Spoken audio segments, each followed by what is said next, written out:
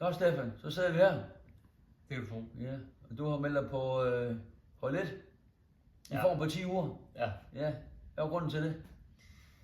Jamen, jeg havde et lille uheld for et år siden, Ja. hvor jeg fik hjertestop. Og det var både på grund af stress og for dårlig kost og for lidt søvn og det hele. Så efter jeg ligesom er kommet over det, og så er det jo bare gået op for en, at jeg er simpelthen nødt til at tænke over træning og kost og det hele. Og så så jeg, at du var startet. Og så tænkte jeg, det skal prøves. Ja. Det er det. Hvordan er det så gået, synes du? Det er faktisk gået rigtig godt. Altså, jeg var i nogenlunde form, men hverdagen er bare, der er meget mere energi i hverdagen. Og jeg tænker meget mere over, hvad jeg spiser.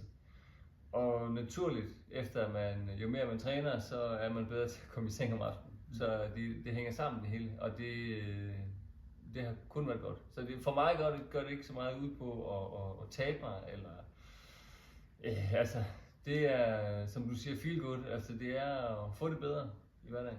Og det synes jeg lykkes meget godt.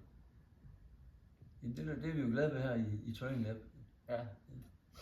Og hvad med øvelserne og træningen generelt? Er det noget, gør det dig stærkere? Og rent boksemæssigt kan jeg jo se, at der også er sket en del. Du har bokset lidt tidligere, ved jeg.